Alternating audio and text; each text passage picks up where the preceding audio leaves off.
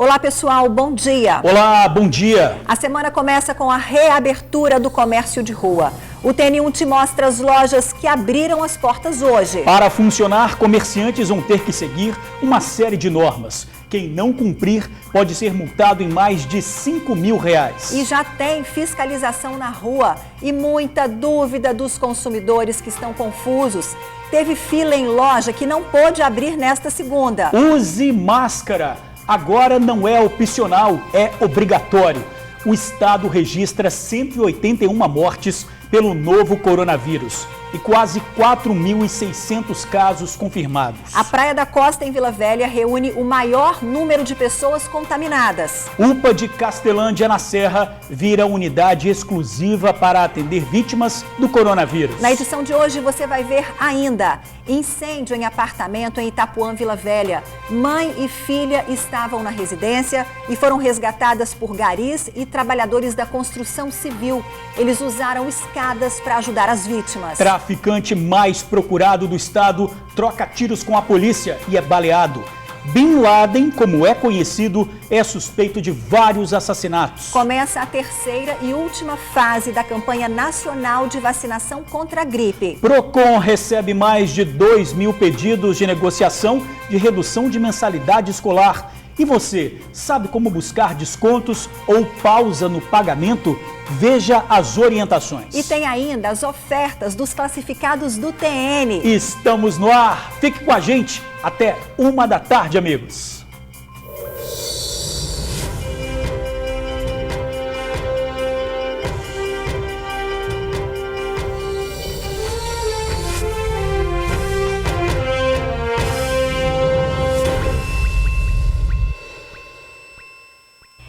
Pessoal, as lojas de rua da Grande Vitória e Santa Teresa reabriram hoje em esquema de rodízio. Os shoppings não estão incluídos por serem locais de grande concentração de pessoas. Hoje, dia ímpar, funcionam as lojas de eletrodomésticos, móveis, material de construção, concessionários de veículos. Vamos ver na reportagem de Felipe Chicarino. Pode até não parecer, mas o som da porta se abrindo tem um outro significado nesta segunda-feira. Seria o som do alívio? É um recomeço. A orquestra de portas se abrindo não se apresentava desde o dia 20 de março na Avenida Expedito Garcia, em Campo Grande, Cariacica. Há quase 60 dias. A loja de brinquedos que a Lene é gerente estava fechada desde então. Muito difícil reabrir o comércio agora, graças a Deus. Porque muito desemprego, muita gente passando necessidade, porque a gente precisa do trabalho, né? O comércio aqui na região metropolitana voltou a funcionar, é verdade. Mas atenção, de forma diferente, de forma flexibilizada. Para você entender, te convido, pelo menos por um momento, esquecer os dias da semana. Segunda, terça, quarta, quinta, sexta.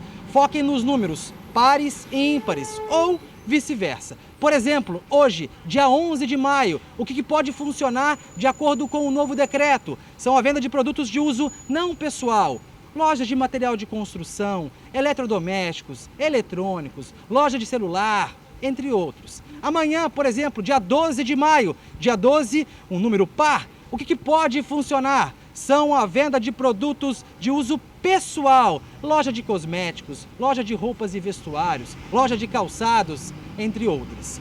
A abertura gradual de lojas e demais vendas de rua acontecem nos 5 municípios da Grande Vitória: Cariacica, Serra, Capital Vitória, Vila Velha, Viana, além de Fundão e Santa Teresa. Os municípios são os que possuem maiores índices de contágio do coronavírus. O comércio vai funcionar de segunda a sexta-feira, das 10 da manhã às 4 da tarde. Restaurantes também vão funcionar durante a semana, mas não vão abrir no sábado e no domingo. O delivery está liberado. Shoppings e academias de ginástica continuam fechados. As lojas que abrirem terão de limitar o número de clientes nos estabelecimentos, manter distanciamento de 1,5 m no caso de filas, disponibilizar higienização para o espaço e produtos e ceder máscaras para os colaboradores. O uso de máscaras pelos clientes também é obrigatório.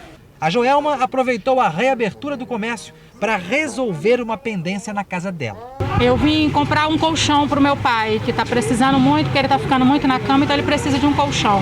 Precisei, porque senão não teria vindo não. Mas atenção, mesmo com a flexibilização do comércio, o distanciamento social ainda é uma necessidade.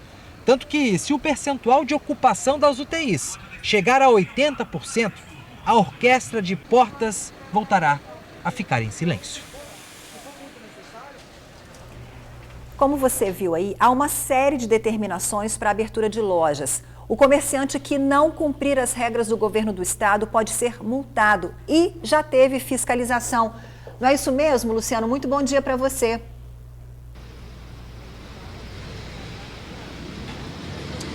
Bom dia, Ingrid e George, amigo do TN. Exatamente, existe essa fiscalização. A fiscalização está sendo realizada pela Prefeitura de Vitória em parceria com o Corpo de Bombeiros. E vale não só para Vitória, não. Vale para os municípios de Vila Velha, Serra, Cariacica, Viana, Fundão, a Grande Vitória, né? E o município de Santa Teresa também. As lojas elas vão abrir de 10 às 4 da tarde, de 10 da manhã às 4 da tarde, igualzinho o horário de funcionamento de banco.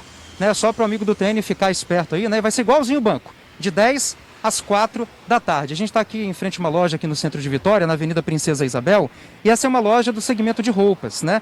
Ela está aberta parcialmente, uma funcionária me explicou que é apenas para pagamento de faturas, né? Então quem tem alguma conta aí que está em aberto, né? Alguém está devendo, então é apenas para pagamento de contas. E como é que eles estão funcionando? Apenas 2 clientes por vez. E a funcionária fica ali com um vidrinho de álcool na mão, espirrando álcool, né, borrifando álcool nas mãos dos clientes que estão entrando, apenas 2 por vez, para manter a ordem e a saúde também. Lembrando que os shopping centers não vão abrir, eles vão permanecer fechados. Os shoppings vão permanecer fechados. Restaurantes, a partir do dia 16, não vão abrir mais aos sábados e domingos. Então, a partir do próximo dia 16, restaurantes apenas de segunda a sexta. Então, vale aí o alerta para o amigo do TN, preparar sua marmitinha do final de semana, fazer aquela compra maior no supermercado, porque restaurantes não vão abrir a partir do dia 16 aos sábados e domingos. E há também uma alternância do tipo de comércio e do dia da semana também. Por exemplo, lojas de roupas, calçados, tecidos e acessórios abrem amanhã e quinta-feira. Já lojas de eletrodomésticos, móveis, materiais de construção e setor automotivo, por exemplo, abrem hoje, quarta e sexta-feira. A gente preparou um informativo muito interessante para o amigo do TN ficar ligado nessas novidades. Vamos ver. O comércio de rua de Vitória, Vila Velha, Serra, Cariacica, Viana, Fundão e Santa Teresa funcionarão em sistema de rodízio das 10 da manhã às 4 da tarde. A abertura será alternada, uma parte nos dias pares do calendário e outras nos dias ímpares. Por exemplo, aquelas que vendem itens de uso pessoal, como lojas de roupas, calçados, cosméticos, bijuterias, óticas, tecidos, bolsas, acessórios da moda, artigos esportivos e outros vão abrir na terça e quinta.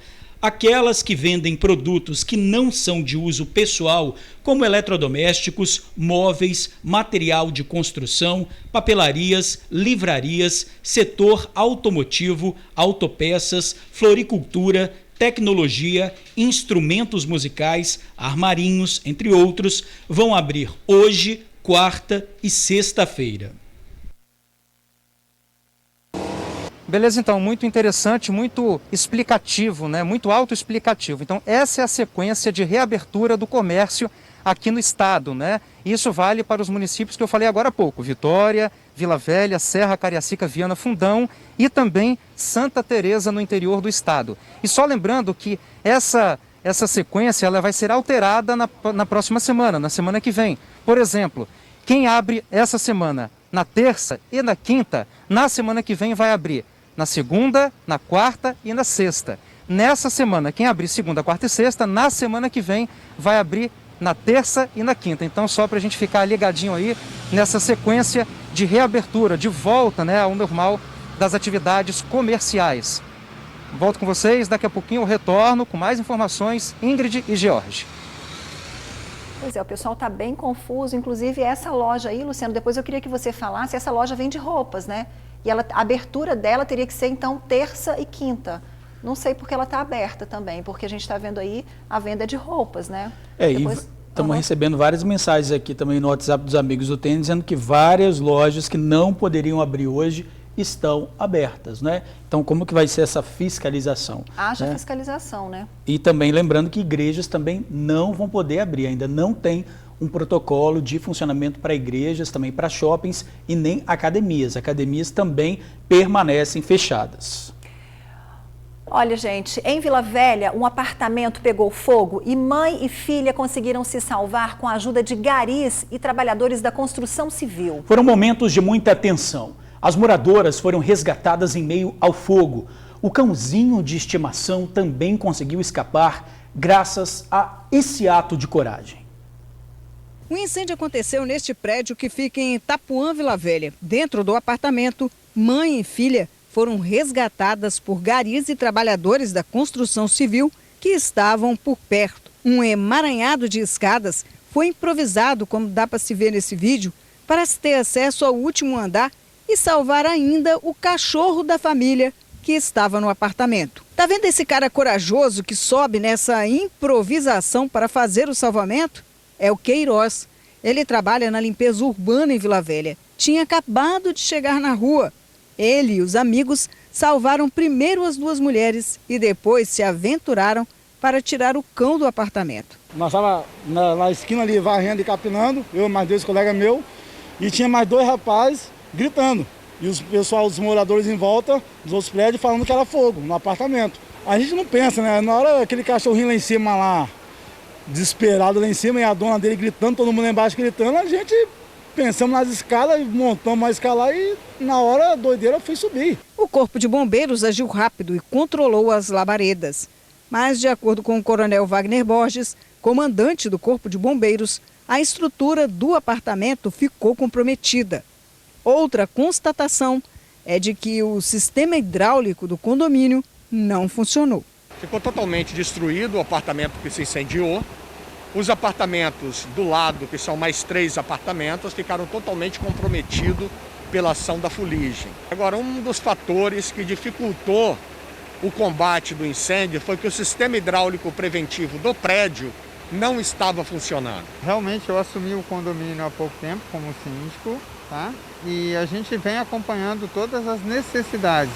Dentre elas, extintores de incêndio, a gente já verificou, mangueiras, tudo estavam todos testados e aprovados na validade. A gente realmente vai ter que apurar os motivos. Afinal, qual teria sido a causa do incêndio? Um celular que foi deixado carregando em cima do colchão ou uma manta térmica que estava sendo usada pela moradora do prédio? Bem, essas são dúvidas que agora só a perícia do Corpo de Bombeiros dentro do apartamento vai poder responder. E de acordo com o coronel Wagner Borges, a perícia começa o trabalho ainda hoje para determinar a causa do incêndio. Parece que fala que foi o carregador de celular, esquentou bastante. Isso que estourou, parece que ela falou, ela relatou, parece que o carregador, o celular estourou e foi no colchão, aí pegou fogo no colchão, parece. É muito prematura qualquer informação. Há um relato das vítimas durante o deslocamento ao ambiente hospitalar que elas estavam fazendo utilização de uma manta térmica nas pernas, ao lado da cama. Então, tudo isso só vai ser possível uma análise de fato após a realização dos exames periciais, que irão iniciar no início da tarde de hoje. Olha, impressionante essas imagens, não é, Ingrid? O repórter Felipe Chicarino está no local onde aconteceu esse acidente em Itapuã, Vila Velha. Felipe, quais são as novidades aí desse incêndio, Felipe? É com você.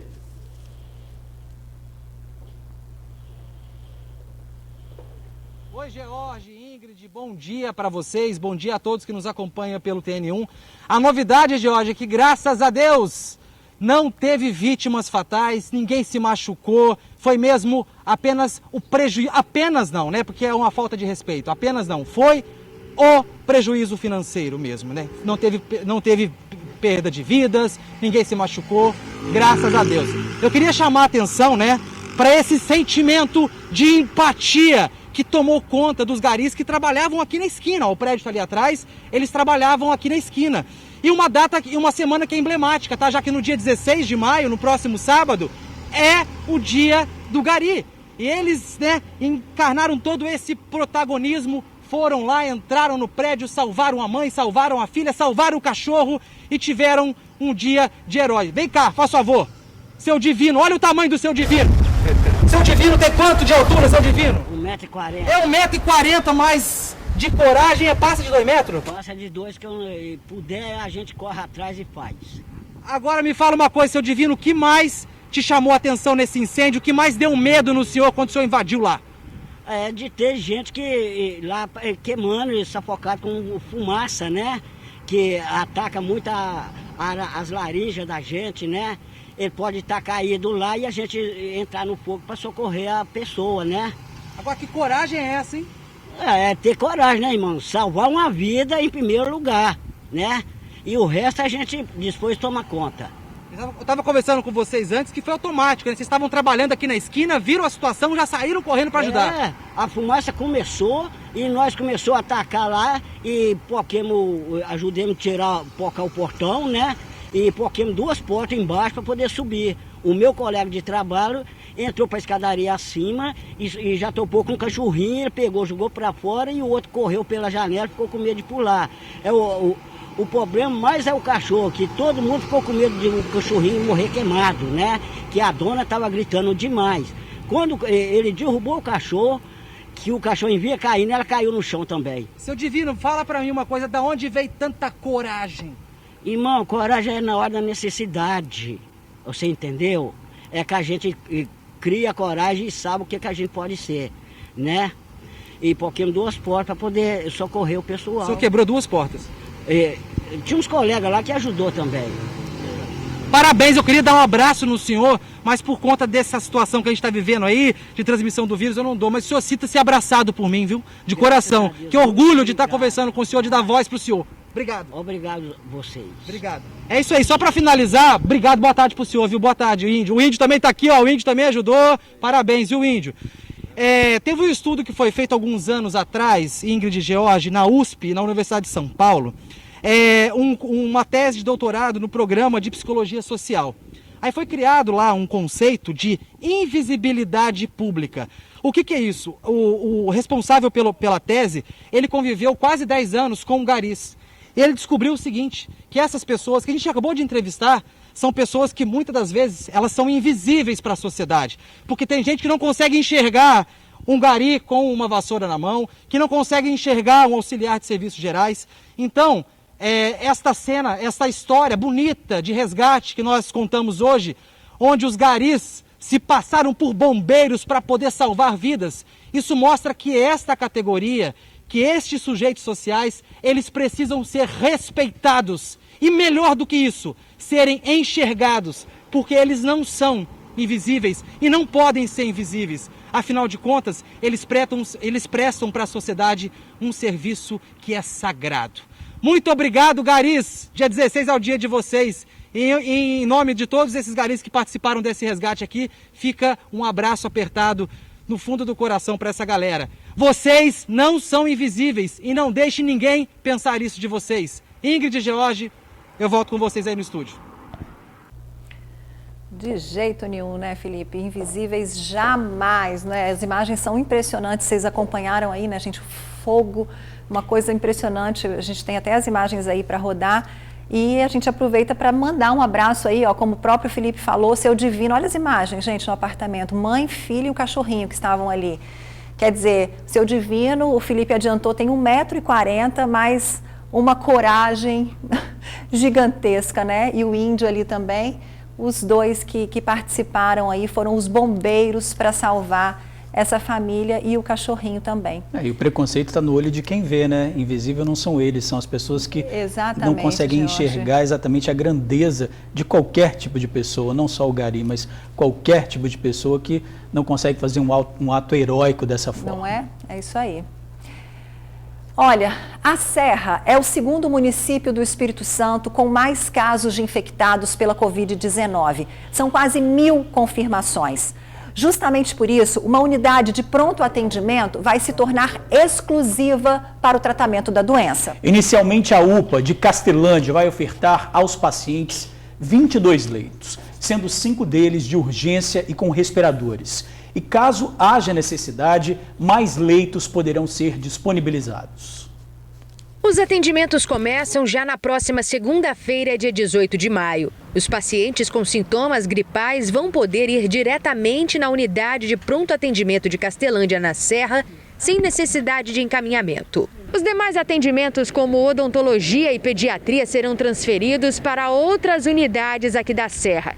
A intenção de reunir pacientes com síndromes gripais aqui em Castelândia é reduzir o risco de contágio. Na UPA serão ofertados 22 leitos, sendo 17 de enfermaria e 5 de urgência com respiradores. Essa recepção vai ser específica para atender as pessoas com síndrome gripal, sem risco de contágio, onde ela vai fazer a triagem, ver efetivamente o estado que se encontra o paciente. Então ele chega aqui, faz essa triagem. É uma demanda espontânea, a pessoa se sentindo mal, com síndrome gripal, pode vir para Castelândia, não precisa ir para as outras UPAs. Assim, a gente até pede que, tendo esses sintomas mais fortes, síndrome gripal, venha para Castelândia. Nós vamos, assim, também ajudar a diminuir o contágio muito na população. O serviço disponível 24 horas, com atendimento focado em pacientes com síndrome gripal, deixa o morador da Serra mais confiante em receber cuidados adequados em caso de necessidade. Eu acho muito interessante porque eu estou falando, pelo menos as pessoas não ficam circulando sem saber aonde que eu vou, né? O que eu faço, eu acho muito bom isso. A Serra ainda cogita uma segunda etapa de ampliação a pacientes com suspeita de Covid-19, mas que depende do estado. Com a segunda etapa, mais 30 leitos seriam disponibilizados aos moradores da Serra. A gente tem parceria com o Estado, vai colocar no estacionamento interno mais 30 leitos, se for preciso, naquele modelo de tendas, que é uma coisa rápida, né, que a gente está tratando da fase aguda. Então, assim, a gente vai poder ter de 22, podendo chegar a 52 leitos com essa parceria no Estado. Olha, a UPA de Castelândia fica na Avenida Talma Rodrigues Ribeiro, em Portal de Jacaraípe.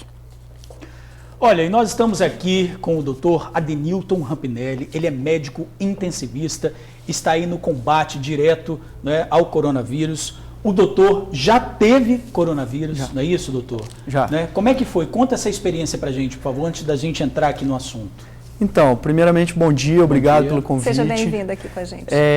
Aproximadamente uns 35 dias, 38 dias, eu estava trabalhando já na linha de frente e comecei a sentir uma mialgia, ou seja, dor no corpo.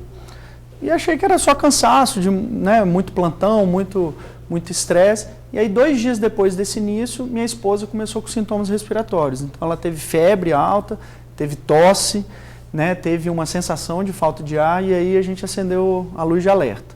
E aí no outro dia seguinte a gente já foi fazer o teste e infelizmente, por surpresa para a gente, nós dois estávamos infectados pelo coronavírus. E a partir daí eu tive que me recluir, ficar em isolamento total por 18 dias e voltei a trabalhar aí aproximadamente há 2 semanas. Então agora não passa o coronavírus para ninguém? Como é que é isso? Não, agora não. Até porque a gente fez essa pergunta aqui, né? A gente pode pegar o coronavírus, não. Agora não, até porque eu fiz o teste sorológico depois, então a minha imunoglobulina, ou seja, anticorpo contra o coronavírus está positivo, que é o IgG, só que reforçando, é uma doença muito nova, não dá para garantir também que eu estou totalmente imune, que eu não tenho risco de reinfecção ou de uma reativação da doença. Mas a priori está tudo bem. E você tem uma filhinha de 6 anos que estava ali também, mas no caso dela, todos os exames deram negativo. Todos deram negativo. O que acontece? O primeiro exame, que é o padrão ouro, que é o SWAB, aquele que a gente utiliza, tipo um cotonete, para coletar, foi muito difícil de fazer essa coleta. Então a gente acredita que esse primeiro exame tenha sido o quê? Um falso negativo, até por coleta inadequada. E depois a gente esperou aí uns 18 dias aproximadamente, fizemos sorológico, e mesmo assim deu negativo. Então a gente acha que ou ela realmente não teve, por alguma proteção divina aí, ou pode ter dado os 2 negativos, primeiro por má coleta no início, e o segundo por ela não ter feito a viragem sorológica. A imunidade da criança, às vezes, não tem uma resposta tão rápida quanto do adulto. Ela não teve nenhum sintoma, né? Nada. Quer dizer, fica até o alerta aí para a questão das crianças também, né? Que são assintomáticas e elas sim podem ser condutoras aí do coronavírus para as pessoas. E isso é muito bom você reforçar, Ingrid, porque assim, a criança, apesar dela não ter um quadro exuberante, ou seja, não ter muito sintoma, ela pode ser portadora do vírus.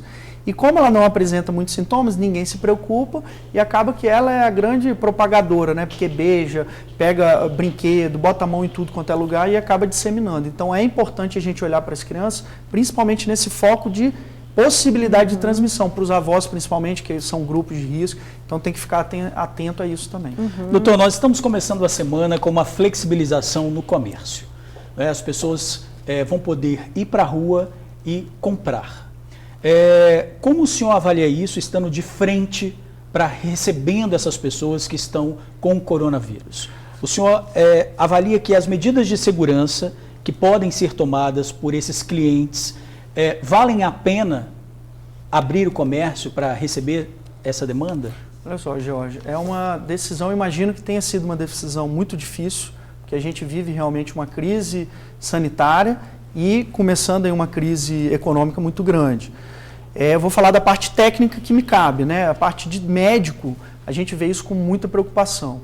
Por quê? A gente percebeu que nas últimas semanas, mesmo tendo uma quarentena, a gente percebeu que não teve adesão total.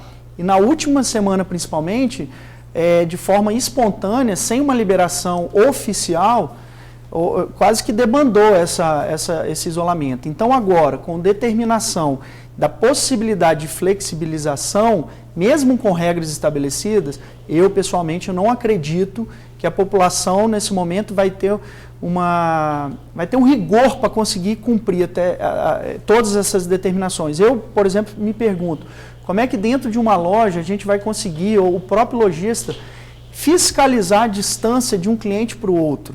Eu não consigo visualizar isso funcionando, então me preocupa muito. A gente sabe que o governo se baseia em números de leitos e o número de leitos aumentaram, mas só que a gente não vê o número de leitos como a única solução, porque não adianta ter leito, ter ventilador, ter o respirador, se a gente também não tiver o profissional.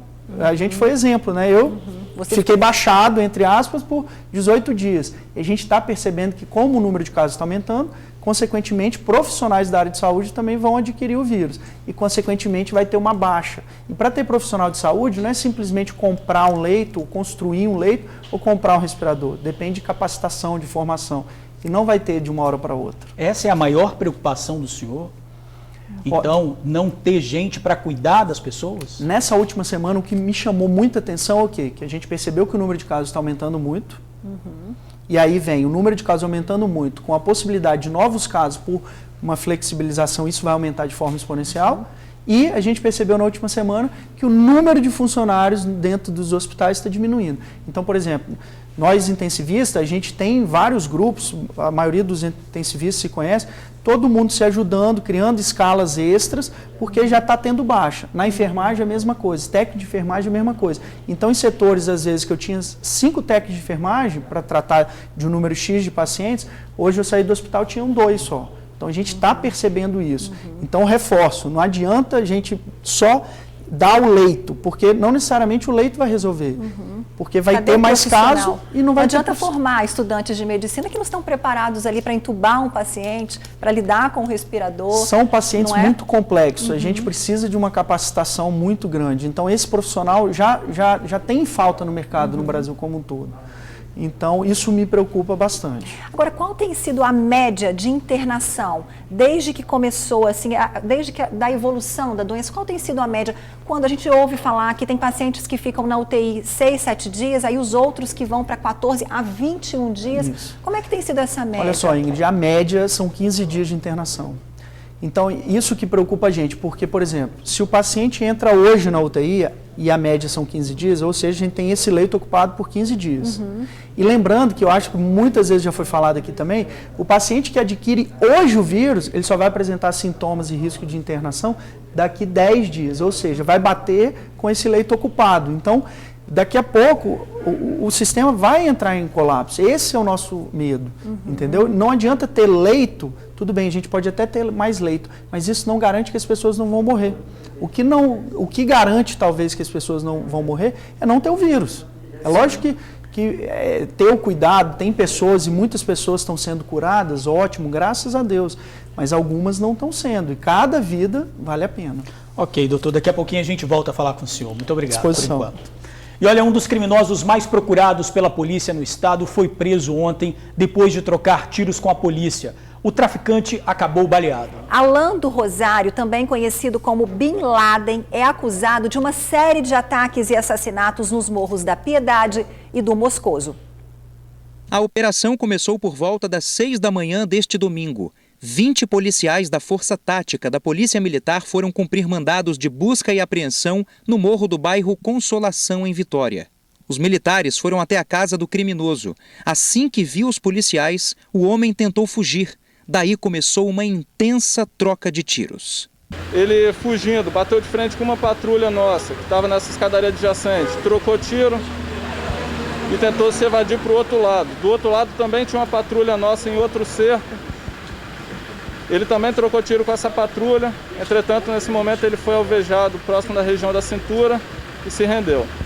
O suspeito foi identificado como Alan Rosário de Oliveira, de 31 anos. Segundo as investigações, ele teria relação com ataques criminosos no Morro da Piedade, em Vitória.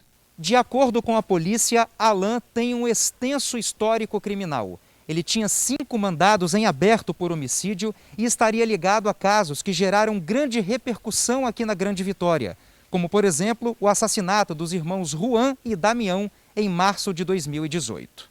Os irmãos moravam no Morro da Piedade. Na época, a perícia da Polícia Civil encontrou 20 marcas de tiros no corpo de Damião e 22 no corpo de Juan. A morte dos irmãos causou grande comoção e revolta por parte de familiares e amigos. Além disso, Alan estaria envolvido em outros crimes na região da Piedade. Durante a troca de tiros, Alan acabou sendo baleado na região da cintura e foi encaminhado para o Hospital Estadual de Urgência e Emergência. Com ele, a polícia apreendeu na operação uma pistola 9mm de fabricação turca, 3 carregadores, 49 munições, 8 buchas de maconha, 1 radiocomunicador e 3 aparelhos celulares. Os mais emblemáticos são os ataques na região do Moscoso e Piedade. Naqueles triplo homicídio, ele estava envolvido nos outros ataques que tiveram na Piedade, aqueles ataques que inclusive foram repercutidos pela imprensa, de disparos, de ter colocado fogo em uma residência. Ele também está envolvido, então sim, é um indivíduo bastante perigoso, foi uma prisão muito boa efetuada pela Polícia Militar do Espírito Santo. Olha, de acordo com a polícia, o Alan era o responsável por planejar e fornecer armas para os ataques e as mortes. Mesmo em meio a essa confusão da pandemia, o governo federal manteve as datas de provas do Enem e as inscrições começam hoje. Podem ser feitas pelo site até o dia 22 de maio. A partir deste ano, o Enem terá 2 modalidades de provas. As impressas, com a aplicação prevista para os dias 1º e 8 de novembro, e digitais, nos dias 22 e 29 de novembro. O valor da taxa é de R$ 85,00 e deve ser pago até o dia 28 de maio. Quem se enquadrar em perfis especificados nos editais pode pedir a isenção da taxa. Informações no site enem.inep.gov.br. Muita reclamação e pouco acordo. De março até agora, o PROCON do Estado já recebeu mais de 2.000 pedidos e orientações sobre a redução da mensalidade escolar nesse período de pandemia. Veja as principais dificuldades dos pais e o que diz um advogado na reportagem de Luciano Rosetti. Kátia tem uma filha de 11 anos, bastante estudiosa. Menina dedicada que estuda em casa durante essa quarentena. Mas a grande questão é a mensalidade. A filha não está utilizando o espaço da escola por causa da pandemia. É por isso que Kátia gostaria que houvesse uma redução no valor da mensalidade. Ela paga R$ 500. A instituição até fez uma proposta, mas ela ainda está achando bastante caro. Eu tenho uma mensalidade de R$ 500 nos meses de maio e agosto para pagar. R$ 500 cada mês. No caso, eu pagaria R$ 250 mensais em maio e agosto, E a diferença dos meses de maio e agosto será acrescentado nas mensalidades de setembro e dezembro. Totalizando, então, setembro e dezembro eu pagaria R$ 750. A escola fica em Campo Grande, Cariacica. A proposta de flexibilização não agradou muito, não. Além disso, Kátia afirma que o ensino à distância não está legal.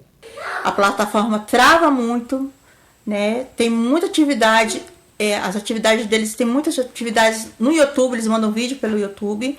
É claro que os professores são ótimos professores, não estamos reclamando dos professores. E depois eu tenho que ficar 3, 4 horas com ela a mais, fazendo atividade em casa. A Rafaela tem um filho de 4 anos que está no ensino fundamental. Ela afirma que a qualidade das aulas está deixando a desejar. Todos foram pegos de surpresa, os professores, as escolas, os pais, todo mundo. E a gente viu que os professores estão sem preparo nenhum para fazerem as aulas online. Então as aulas são monótonas, não conseguem prender a atenção das crianças, principalmente as crianças do ensino fundamental 1, algumas séries do ensino fundamental 2, do ensino infantil, então nem se fala. Outro desafio que Rafaela encontra é ter que parar o trabalho de home office dela para ajudar o filho, que não consegue dar conta do volume de atividades. Para ela, isso desencadeia uma série de problemas. Do ensino fundamental 1 para o ensino infantil, as crianças são muito novas. E aí elas não conseguem ficar sozinhas na frente do computador para verem as aulas, para participarem das aulas. Isso requer o apoio dos pais, a presença dos pais. E os pais, na maioria, estão em home office. Então, assim, eles têm que parar a atividade deles para poder auxiliar as crianças, tanto nas aulas online, quanto na quantidade de exercícios que é passada. Foi formada uma comissão de pais. E eles procuraram uma forma de resolver essas questões. De março até agora, o PROCON estadual recebeu mais de 2.000 demandas gerais. Dessas, 444 têm a ver com mensalidades escolares. São dúvidas e também reclamações. Esse advogado de direito do consumidor afirma que para resolver esse impasse, o primeiro passo é o diálogo. Agora, se não houver acordo, aí sim o caminho deve ser a justiça. Inicialmente, deixar bem claro que o importante é sempre buscar a conciliação. Ninguém tem interesse em que as escolas fechem ou que encerrem as atividades, mas ao mesmo tempo também a gente tem que analisar que temos consumidores de um lado, que são os pais e os alunos, que também estão em séria dificuldade financeira, muitos deles. Então, assim, ao mesmo tempo que temos que priorizar a negociação, também temos que tentar resolver da melhor forma possível com as escolas e, se não for possível, aí sim ingressar em juízo com uma ação revisional. Para o bem da educação, o melhor é que haja acordo entre pais e escolas, e não essa queda de braço que está acontecendo. Pois é, pessoal, vale a pena a união de pais e buscar a escola para acordos. E no último caso, como vimos, questionar os valores na justiça. Nós voltamos a falar sobre a reabertura do comércio de rua. As lojas abriram as portas hoje com uma série de determinações para evitar o contágio da Covid-19. E tem fiscalização para ver se todo mundo está cumprindo as determinações que evitam aglomeração. Luciano Rosetti, bom, primeiro eu tinha te questionado sobre a loja que nós mostramos, a loja de roupas que estava aberta, mas você já tinha dito que ela só está de portas abertas para que os clientes entrem e paguem os boletos, não é isso? Não pode vender nada, nenhuma roupa hoje.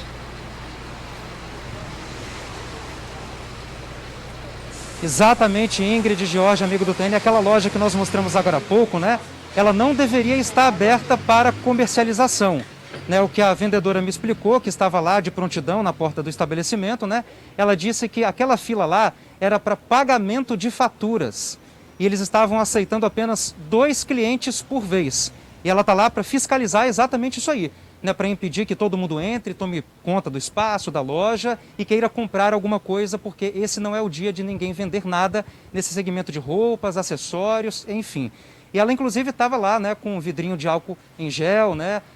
Espalhando, passando na mão do pessoal, apenas para pagamento de faturas, para a gente mostrar direitinho, né? E essa fiscalização, Ingrid, George, amigo do TN que nos assiste, ela está acontecendo, aconteceu muito na manhã dessa segunda-feira, né? Os fiscais da Prefeitura de Vitória, com a ajuda do Corpo de Bombeiros, passaram aqui pela Avenida Princesa Isabel, onde nós estamos, passaram também pela Vila Rubim, enfim, todo o centro de Vitória, todo o centro comercial daqui da capital. Quem acompanhou essa manhã de fiscalizações foi a nossa colega Tainá Lopes. Ela preparou uma reportagem com mais detalhes para a gente ver a partir de agora.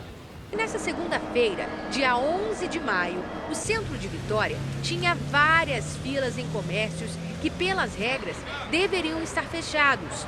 O motivo de todos, inclusive dos clientes, era o mesmo. A informação não ficou clara. No decreto oficial está escrito que só podemos abrir nos dias pares. E dias pares não é hoje, mas a informação que o governador deu foi totalmente diferente, que as lojas de rua, elas iriam abrir de segunda, quarta e sexta, vestuário, roupa, e as demais material de construção e outras avarias iriam abrir terça e quinta. Loja de roupa, calçada, essas coisas seria de segunda, quarta e sexta. Eu vim aqui, que é calçado faz parte a corpo, né? Vim poder pagar. Pela manhã, o trabalho de fiscalização foi iniciado na capital pelo Comitê de Ordem Pública, em parceria com o Corpo de Bombeiros. Os comerciantes foram orientados a fechar as portas. Pelo que nós entendemos, segunda, quarta e sexta. E na outra semana, revezaríamos terça e quinta. Só que pelo que o Corpo de Bombeiros e a Prefeitura de Vitória informou, dizendo que nós éramos para estar abertos apenas em dias pares. Então, dias pares é terça e quinta-feira.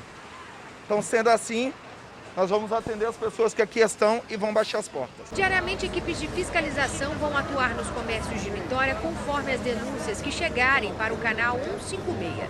Antes mesmo das novas regras que autorizam o funcionamento dos comércios, o Comitê de Ordem Pública já recebia informações. Do dia 23 de março até ontem, foram 2.364 denúncias e 762 estabelecimentos fechados ou orientados a funcionar de maneira correta. Essas reclamações, todas as reclamações são planilhadas. Nós fazemos um plano de atuação por região. Então isso é muito importante. É um trabalho que tem dado bons resultados. A gente também faz uma filtragem da denúncia para saber se ela procede no sentido de ter a necessidade de uma ação fiscal por descumprimento da regra, né? Ou se ela pode ser respondida de imediato, né? E de uma forma esclarecedora para o reclamante. Quem abre nessa semana, terça e quinta, na semana que vem vai abrir segunda, quarta e sexta. Quem nessa semana abre segunda, quarta e sexta, na semana que vem, terça e quinta. Os shoppings permanecem fechados e quanto aos restaurantes, não vão abrir mais aos sábados e domingos a partir do dia 16. Então, para não deixar nenhuma dúvida na cabeça do amigo do TN, essas são as novidades. É só ficar atento e ficar ligadinho. Ingrid e Jorge, volto com vocês. Tá certo, Luciano. Muito obrigada aí pela sua participação. Vamos fazer o seguinte, o Jorge está com o WhatsApp aí na mão, que além das dúvidas em relação ao coronavírus, tem muita gente denunciando a abertura das lojas aí, que não deveriam estar abertas, muita confusão, de fato, nessa situação de revezamento, que as que vão abrir segunda e quarta, na semana que vem tem que abrir terça e quinta, é uma confusão danada, né, George? Isso, as pessoas estão com dúvida em relação ao funcionamento, o que pode abrir, o que não pode abrir.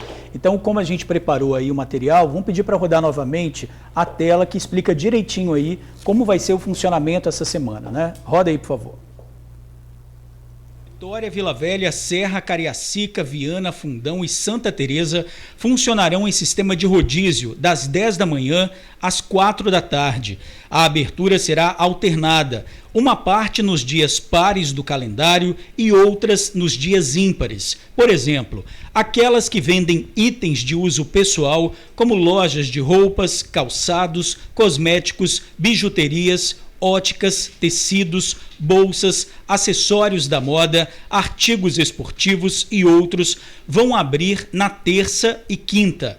Aquelas que vendem produtos que não são de uso pessoal, como eletrodomésticos, móveis, material de construção, papelarias, livrarias, setor automotivo, autopeças, floricultura, tecnologia, instrumentos musicais, armarinhos, entre outros, vão abrir hoje, quarta e sexta-feira.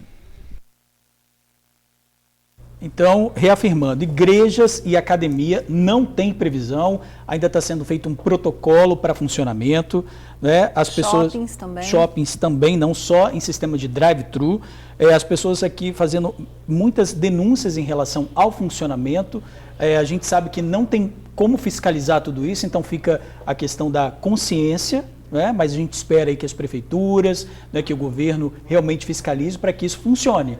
Porque senão a gente sabe que a situação depois pode ser um lockdown, como todos os profissionais que vêm aqui falam, né, sobre essa situação. Né, como Ingrid? você falou, né, vale a consciência de cada um, né? O isolamento é o que defende aí, é o que a classe médica defende mesmo nesse combate. E é isso, é o isolamento, só sair de casa se precisar. Se precisar comprar uma coisa ou outra, ficar atento aí à questão da abertura, dos horários do rodízio, os cuidados, máscara que agora é obrigatório e tudo mais, mas só sair de casa se precisar, não é, doutor? Isso. Olha só, Ingrid, a única unanimidade que nós temos hoje na ciência é sobre o isolamento social. Tratamento, vacina, tudo ainda é muito vago. É lógico que as pesquisas, investimento está sendo feito para buscar isso, mas hoje o que a gente tem de evidência para tentar controlar isso é o isolamento social. Alguns medicamentos podem ser promissor? Sim, mas isso talvez a gente vai ter uma resposta daqui a 4 meses, 6 meses, 1 ano. E passando esse tempo todo, se a gente não evitar novos casos, a gente vai ter novos casos de óbito também. Tem perguntas assim comuns às pessoas? Quando a gente pensa que a doença tem uma evolução rápida, que a gente tem falado isso com frequência aqui, significa que ela está, a gente pode dizer que ela está fora de controle? Por exemplo, nem todos os que vão para a UTI precisam de respiradores. Como é que é essa questão da evolução da doença? Então, Ingrid, é uma roleta russa. Por quê? O que faz o paciente ficar grave ou não é a própria resposta inflamatória do ser. Então, por exemplo, eu não posso afirmar que os jovens e só os idosos cursam de forma grave e os jovens não. Eu não posso afirmar isso. Cada um tem uma resposta inflamatória. Eu posso pegar 2 pacientes de 20 anos, 2 pacientes rígidos, né? Ou seja, não tenham doença, não tenham predisposição a ser grave e um deles cursar de forma grave, porque a resposta inflamatória dele vai ser maior. Então, não tem como eu balizar ou direcionar isso. É meio que na sorte isso. Então, por isso que a melhor coisa é o quê? Evitar ter a doença. Doutor, sobre o fato do senhor ter tido o coronavírus, algumas perguntas. Nesse momento, o senhor não pode passar o coronavírus? Nesse momento, eu não posso passar o coronavírus, eu posso te afirmar isso. Por quê? Porque eu me testei. Para voltar ao trabalho e até para expor segurança para os meus pacientes, eu fiz tanto o teste sorológico, que aí eu vou ver imunidade, que de certa forma, né, eu estou com IgG positivo, então isso me dá uma imunidade, mas aí eu afirmo que eu não posso falar que eu estou completamente imune, porque é uma doença muito nova, e além disso eu testei que eu não estou mais com PCR positivo, ou seja, eu não tenho vírus em mim ativa, eu não tenho uma carga viral transmissora. E além disso, não tenho sintomas. Então, eu posso garantir nesse momento que eu não sou transmissor da doença. Mas, reforço, todo mundo tem que continuar lavando as mãos, álcool em gel, máscara, até mesmo para evitar ter um novo contágio que a gente não sabe se isso pode acontecer. Quer dizer, o senhor pode pegar a doença de novo. Isso, exatamente. Ou desenvolver, não sabe como que é o vírus, mas o senhor pode desenvolver novamente. Isso aí. Você fez essa pergunta porque tem gente mandando mensagem aí falando que agora nós já somos portadores do corona, né? Isso tipo herpes, não tem a pessoa que teve herpes e aí por algum motivo tem uma baixa da imunidade e aí aparece a lesão na boca?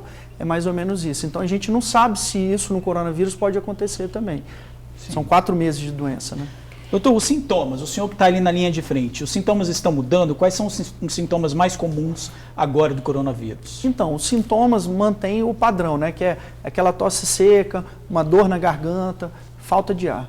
Nas últimas 2 semanas, a gente conversando com vários colegas, a gente percebeu que alguns sintomas que anteriormente não chamavam muita atenção e até chamava atenção mais para dengue, chikungunya, que é a dor no corpo, é a febre só, a gente começou a ver que esses casos também cursavam com o coronavírus, acabou se confirmando. Então fica uma atenção mesmo, febre, persistente por 48 horas, é uma dor no corpo muito forte, tentar investigar mais coisa, porque pode ser também um quadro de coronavírus. Quando as pessoas são entubadas, os pacientes que são entubados, quantos desses, tem uma proporção de quantos desses perdem a vida?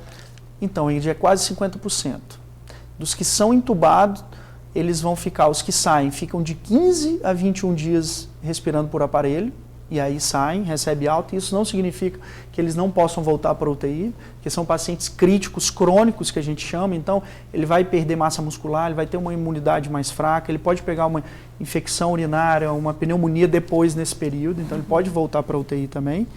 E os pacientes que podem morrer, às vezes vão morrer antes desses 15 dias, então é quase 50% que vai falecer, e que vai de alta, mas não de alta 100% saudável e com suas atividades normais. Na verdade, além da doença ser nova, as sequelas dessa doença também são imprevisíveis, né? A gente não sabe.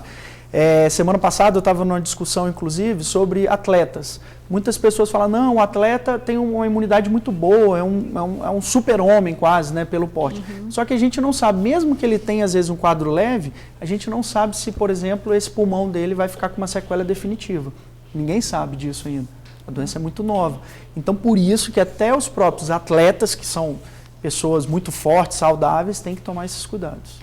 Bom, daqui a pouquinho o senhor volta aqui com a gente para tirar novas dúvidas. Eu queria até falar sobre a questão do maior dilema nesse momento, no seu retorno, das famílias, que é a questão da distância, né? Por conta do risco de contágio, quantas pessoas estão perdendo a vida no hospital e quem está em casa não tem condição de despedir dessa pessoa querida, né? Que tristeza. Daqui a pouquinho a gente volta para falar sobre isso.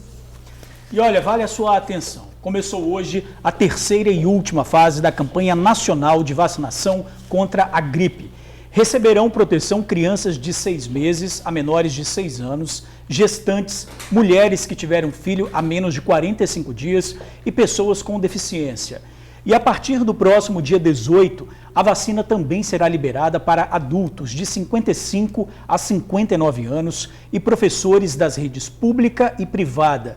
Pessoas de grupos anteriores que não se imunizaram podem procurar os postos de saúde até o dia 5 de junho.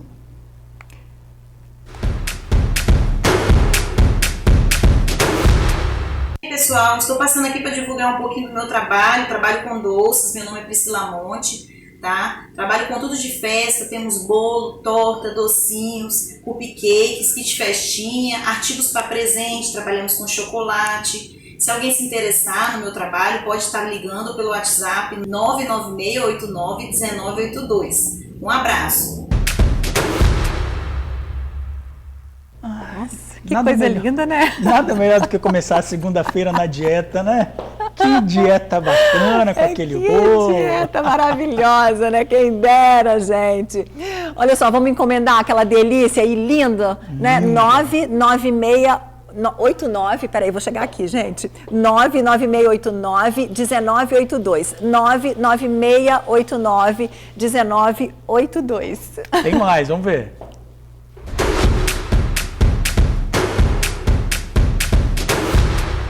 Olá, pessoal. Eu me chamo Odisseia e estou aqui para divulgar os meus trabalhos artesanais.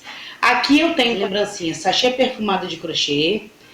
Tenho a tartaruguinha, que é sachê perfumado também de crochê. Aqui eu tenho kit porta-pano de prato com tapete. Meu WhatsApp é 99752-9321. Muito obrigada. Tá aí, ó. Tudo lindo e colorido, né? Um sachêzinho aí na gaveta para perfumar aí as roupinhas, ó. Adorei. E bom que tá todo mundo em casa, já deixa tudo arrumadinho, tudo né? Tudo arrumado e perfumado. 99752-9321, 99752-9321 e nós estamos esperando o seu vídeo. Tá fazendo alguma coisa em casa para ganhar um dinheirinho extra, não é, Ingrid? Oferecer o seu trabalho, ó, nós já mostramos aqui personal, né? Você que está fazendo as coisas em casa, pedreiro, consertando as coisas dentro de casa. Muitas guloseimas, doces e salgadas, lembrancinhas, ó, tem de tudo, a gente está adorando. Ó o nosso WhatsApp, 997922530, 997922530. É só colocar o celular assim, gravar e mandar pra gente que a gente vai divulgar aqui no TN, tá bom? E olha, em instantes, criança de 5 anos morre vítima de acidente na BR-262 em Domingos Martins. O médico Adenilton Rampinelli continua tirando dúvidas sobre coronavírus. E tem novas ofertas nos classificados do TN. Nós voltamos rapidinho. Uma criança de 5 anos morreu num acidente na BR-262 na altura de Domingos Martins. Ela estava numa caminhonete que se envolveu na batida com mais 4 veículos na tarde de sábado. Entre eles, um ônibus de viagem e uma carreta. A Polícia Rodoviária Federal disse que a caminhonete com placa de Viana seguia no sentido Minas Gerais, atrás do coletivo. Tentou fazer uma ultrapassagem e se deparou com uma picape que vinha no sentido Vitória. O menino morreu na hora e 2 adultos foram socorridos para o hospital de urgência em Vitória. A polícia não soube informar se os feridos eram os pais da criança. Os ocupantes dos outros veículos não se machucaram. As cenas de acidente são sempre tão chocantes, né? Tão triste, né? Olha, vamos ao nosso giro de câmeras, começando com imagens ao vivo do centro de Vitória, que já tem um fluxo, vamos ver, um pouquinho maior, vamos ver, estou vendo ali, um pouquinho maior, tranquilo, mas um pouquinho maior do que nos últimos dias, não é? A volta do comércio de rua pode estar dizendo isso aí, né? A questão do trânsito. Mas fica um alerta, por favor, só saia de casa se você precisar muito, viu, pessoal? Agora vamos para a praia de Camburi, na Avenida Dante Michelini, para falar que o tempo deu uma boa esfriada. Esse final de semana foi bem frio, né? Muito. Neste domingo foi registrada a madrugada mais fria do ano em Vitória. Segundo o Instituto Nacional de Meteorologia, a temperatura mínima foi de 15 graus. O recorde anterior era de pouco mais de 17 graus. No último dia, 28. Gelou demais, hein? Gelou. Esse final de semana eu senti um friozinho, viu? Gostoso. Bom, Reta da Penha também na capital, com trânsito também um pouquinho mais intenso, mas está bem tranquilo, né, gente? Está bem tranquilo. Lembrando que hoje as temperaturas continuam amenas. Em alguns momentos o sol aparece entre nuvens e chove nas regiões norte e nordeste. Nas outras áreas não há previsão de chuva. Na Grande Vitória, temperatura mínima de 18 e máxima de 27 graus. E olha, um domingo em comunhão com mães, famílias e a igreja. A live de música e orações também foi realizada para arrecadar doações para famílias carentes. Dona Adília e Andréia, mãe e filha, ficaram juntinhas e viveram momentos de muita emoção. O Dia das Mães na casa dessa família foi diferente. Mãe, filha e sobrinha reunidas na sala, de olho na televisão. Do outro lado da tela, um show ao vivo para lá de especial, promovido pela igreja que elas frequentam. Durante a live, momentos de oração. Assim como nós perdoamos a quem nos tem ofendido, e não nos deixeis cair em tentação, mas livrai-nos do mal. Amém. Música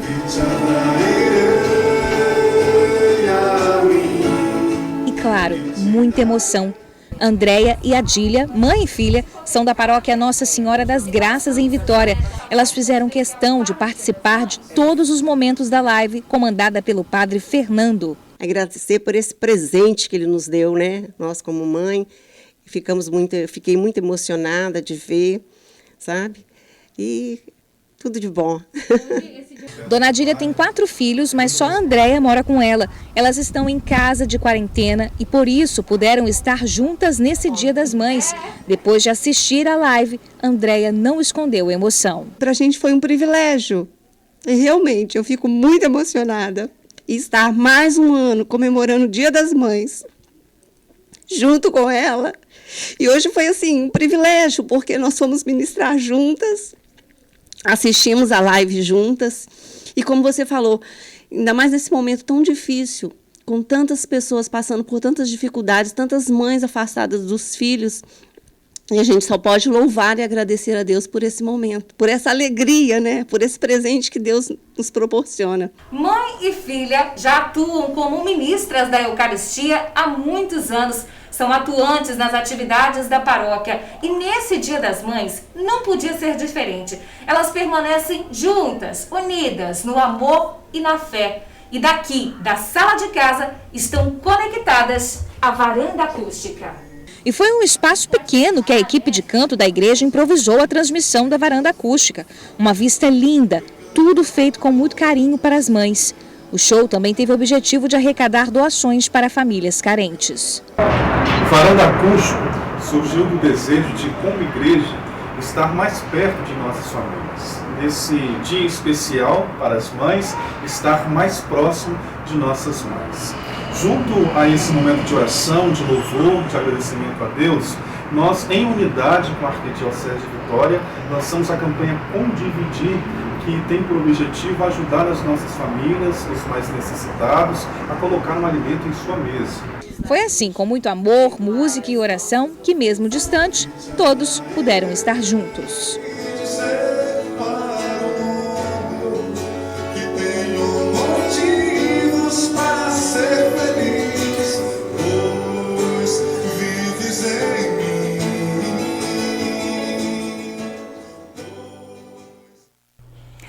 Fé e esperança sempre, né, pessoal? Um beijo aí para dona Adília, para Andréia, para a família toda. E olha, as doações foram feitas durante a live, mas podem continuar nas paróquias das igrejas. A gente vê aí que tem gente que tem muito amor, que quer preservar aí os pais, né? Preservar os filhos. E chegam perguntas aqui desse tipo que eu vou fazer para o doutor agora. Doutor, olha só. Estou com coronavírus desde o dia 29 de abril, cumprindo isolamento no meu quarto. E a pergunta é: quando posso sair sem máscara dentro de casa para brincar com os meus filhos e deixarem eles entrar no meu quarto? Vamos lá, George. É uma resposta difícil, porque a gente precisa de um acompanhamento e dados maiores. O principal dado aí que a gente precisaria saber é se quando ela confirmou que teve o coronavírus, se 1 dia, 2 dias, 3 dias antes, ela estava tendo contato com as crianças. Porque se estava tendo contato, o risco de contágio, ou seja, o risco dela passar esse vírus já aconteceu antes do diagnóstico. Então, talvez esse isolamento restrito nesse momento não estaria fazendo um efeito tão bom para evitar o contágio. E sim, talvez trazendo maior prejuízo de saúde mental, principalmente para esse isolamento da criança. Né? Foi uma coisa que a gente viveu também lá em casa, né? E a gente discutiu muito isso. Foi justamente porque no dia que a gente teve o diagnóstico, a gente estava com nossa filha deitada na nossa cama por 4 dias, 3 dias. Então, se fosse para ela ter pego, ela ia apresentar sintomas. Então, o que eu oriento aí para ela é justamente o quê? Procurar o colega médico que está acompanhando ela, tentar entender direitinho quando que ela teve diagnóstico, se ela teve contato com as crianças antes, para aí sim determinar essa liberação aí do isolamento. Mas a recomendação de uso de álcool em gel, lavagem de mãos e por hora a máscara seria indicado antes de conversar com o médico. Na sua participação anterior eu deixei o questionamento no ar sobre esse grande dilema que as famílias enfrentam de quem está aí com a doença, está na UTI, entubado, quer dizer, visitas suspensas completamente, quer dizer, uma angústia para a família que está ali vivenciando essa doença gravíssima sem poder ao menos dar um conforto, dar um acalento ali para quem está ali na UTI. Olha só, muito triste, né? É muito triste e muito difícil até para nós profissionais. Por quê? Na hora que a gente vai passar uma notícia ruim, a gente usa até de técnicas mesmo e de tentar buscar empatia com o próximo, e a linguagem postural, visual, é muito importante nessa hora. E de forma muito fria, a gente pegar um telefone todo dia e passar a notícia é muito ruim. Até porque, imagina, você receber uma ligação do hospital, nunca você vai saber qual vai ser o motivo. Vem, né? O que né? O que vai vir de notícia? Será que aconteceu algo de pior? Então, é uma angústia muito ruim. Eu imagino que esses acompanhantes que estejam em casa esperando a ligação do médico para passar a notícia deve ser muito angustiante. E para nós também é muito ruim, até porque a gente não sabe qual é o grau de entendimento que ele está tendo apenas por telefone.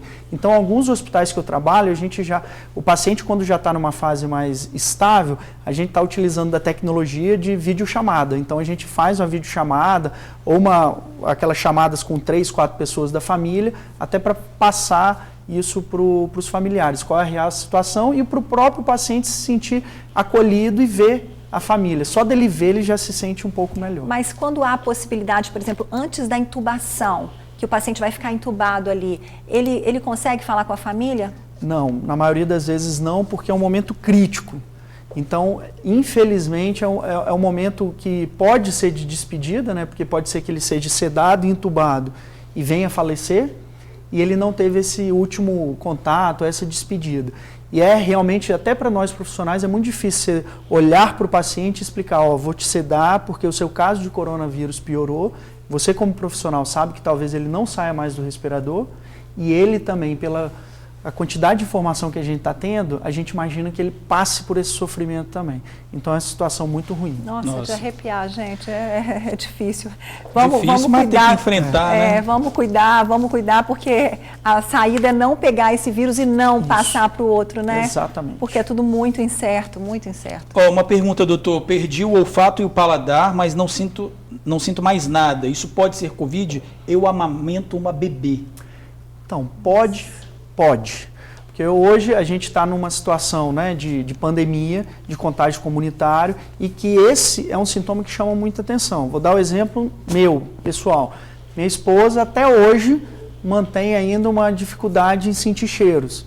E tem pessoas que abrem um quadro só com essa anosmia que a gente chama, né? A dificuldade de sentir o cheiro. Então pode ser. Então o que a gente orienta é o quê? Ela procurar um colega médico, conversar, ter uma consulta, né? Buscar outros sintomas para avaliar a possibilidade de um coronavírus. Mais uma dúvida aqui, ó. Normalmente o paciente que deixa a UTI, deu tudo certo, graças a Deus deixou a UTI. Quanto tempo ainda ele fica no hospital antes de voltar para casa? Ou existem casos de que a pessoa saia e já possa ir para casa? Olha só, Ingrid, os pacientes que vão para a UTI e que se eles se permanecerem naquela média que eu falei, né, de 15 a 21 dias, respirando por aparelho, ele vai ficar ainda um bom tempo ainda em regime de internação de baixa complexidade, ou enfermaria, no apartamento.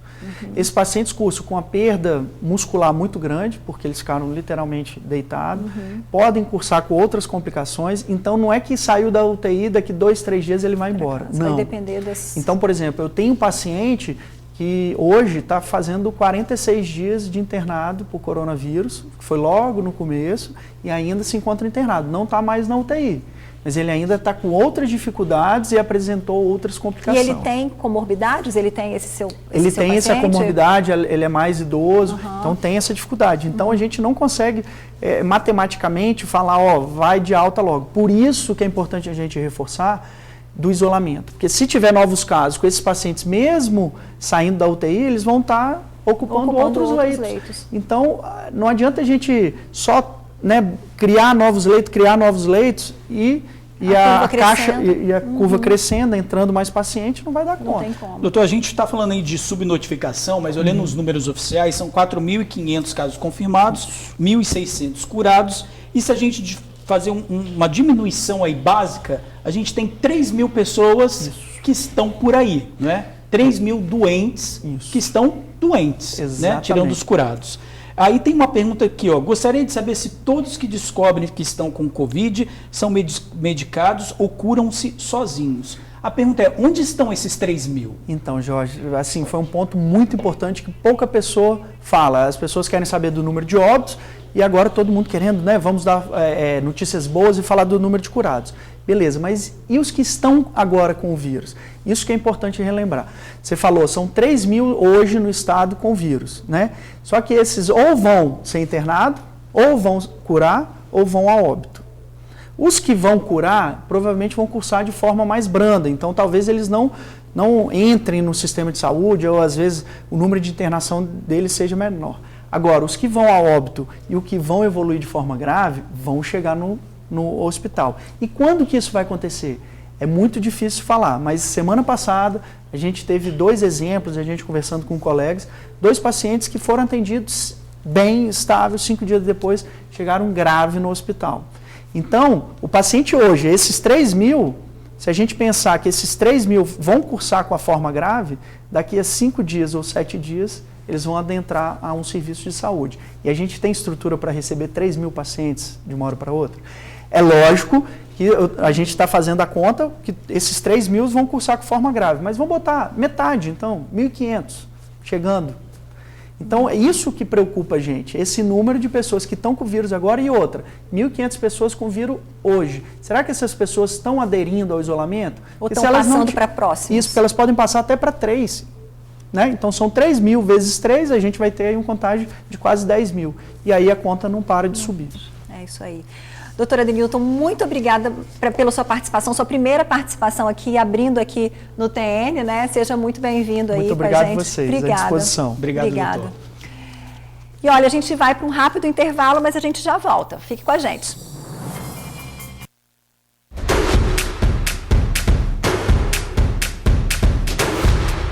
Oi, gente, bom dia. Meu nome é Joelma Souza. Tenho um Pegmonte, nós trabalhamos com decoração, locação, de festa e a fabricação dessas peças, que é a cereja do nosso bolo. Então, a melhor forma de entrar em contato comigo é através do telefone ou do WhatsApp. E desses dois, o melhor é o WhatsApp. Eu demoro para responder, mas eu respondo, tá, gente? Então é isso aí. Muito obrigada. Bom dia. Tá aí, produtos de decoração, né? Deixar tudo lindo. 98806-3526. Isso aí. A Suzane e o Gerson, moradores aqui de Vitória, estão na contagem regressiva para a chegada do primeiro bebê, o Elias. E diferente do que achavam, teve chá de fralda sim, mas de uma forma bem diferente da tradicional. Aconteceu uma charreata surpresa. Você já ouviu falar? Eu não tinha ouvido não, hein? Os convidados chegam de carro com balões, cartazes e entregam as fraldas no estilo drive-thru. Uma forma bem divertida de dar as boas-vindas ao pequeno Elias, que logo logo vem aí. Cartazes personalizados, balões, carros a postos, tudo organizado. E o motivo está estampado no rosto. Essa é a charreata do Elias. Familiares e amigos se reuniram para organizar um chá de bebê adaptado em tempos de pandemia. Era um momento muito especial e Suzane estava muito triste, porque não ia poder fazer o chá. Inclusive, ela estava querendo fazer um chá online e está preparando para o dia 24 de maio, para os avós, tios. Mas a gente resolveu fazer essa surpresa e hoje, no Dia das Mães, que eu acho que vai ser muito legal. E cada um que participou trouxe a fralda. O porta-malas ficou cheio. O grupo organizou a comemoração pelas redes sociais, marcaram horário e ponto de encontro em segredo. Nós percebemos que a Suzane estava triste, né? Chegar essa época, querendo fazer um chá, né? Presencial e não poder, né? Aí no Instagram eu vi uma charreata que fizeram em Vila Velha. Aí eu tive ideia, não, vamos fazer para a Suzane.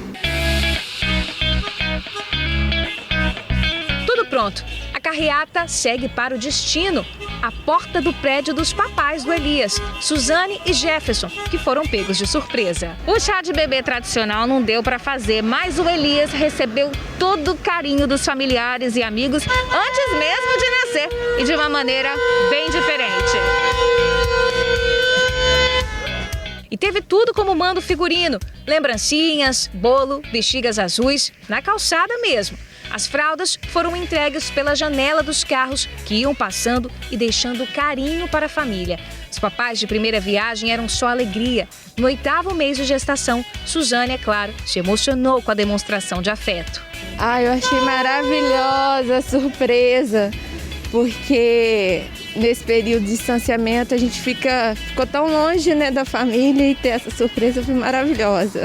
Surpresa boa, porque vivemos um momento, né, que é de batalhas, né? É uma batalha complexa que a gente vive atualmente. Essa surpresa, né, foi inesperada, mas ao mesmo tempo muito agradável, né? Esse afeto, esse carinho, né? A comemoração contou também com a participação de familiares que vieram de longe. Nós viemos de Piúma. Eu sou tia da Suzane. E é com muita alegria que a gente está aqui, né, mesmo devido a essa pandemia toda, mas a gente não poderia deixar de prestar essa homenagem à minha sobrinha. As charreatas ganharam espaço em tempos de quarentena. Não é difícil encontrar carros com balões e aquele buzinaço nas ruas. Os vizinhos que acompanham de longe aproveitam para registrar o momento, que com certeza vai entrar para a história dessas famílias.